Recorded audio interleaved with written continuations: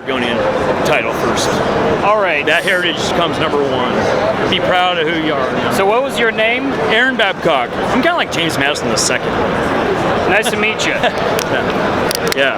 The entire Bill of Rights. I don't cherry pick it. So one question I had was, the state of Oregon has been effectively prevented from becoming a red state, primarily Portland, and its overly progressive influence.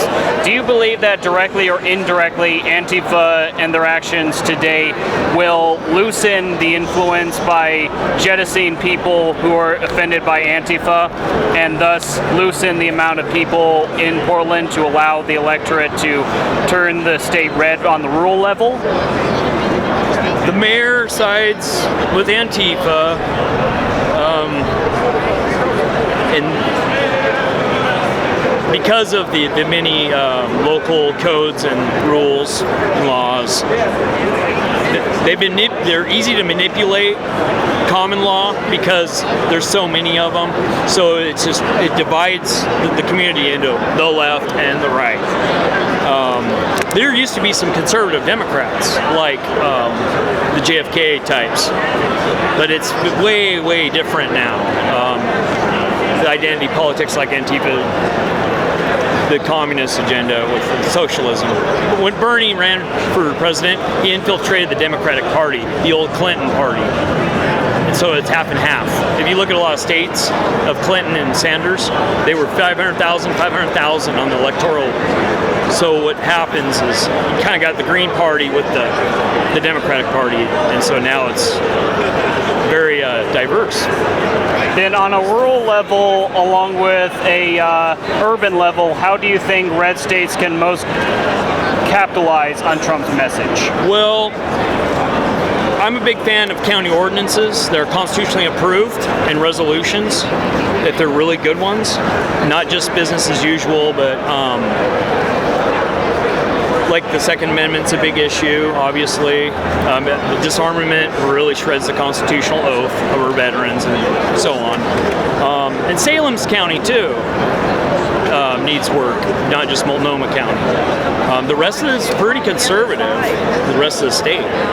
They just don't have a voice because they're so focused on Portland and Salem only. That's it.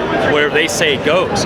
Just like in Washington State, it's always what Seattle and Olympia says, and the rest of the state gets left behind. It's kind of like a prisoner of war. A real representative government takes grievances. Like a governor should come to you and say, hey, what don't you like about the federal government and the state and local? Top five. And I'm going to take your grievance and I'm going to go tell the world about it and fix it. And that is real representative government in my eyes. I think that's a pretty good start. If I was governor, that's what I would do. How do you feel Trump is going to do in 2020 then? So far, he's on the East Coast. It's a big Bible Belt. He has reached out to Americans with an African and Islander background a lot. He's done a lot of work with them. That is a big part of the vote on the electoral setup, how it's set up. So he's doing pretty good as far as the African American vote. On the West, they haven't reached out as much, I think, on the African American vote, a little bit. I think they could a lot more, bringing in a lot of Lincoln, Frederick Douglass, reach out. I would like to get like $10,000 worth of books to all the schools. Book report choice against any indoctrination. So parents have pro-choice book reports, so you can learn pre-law, American history, all the American presidents. You have choice. Okay. Instead of, you got to study this only, and it's edited. So you should be able to have choice of American history books you want to do.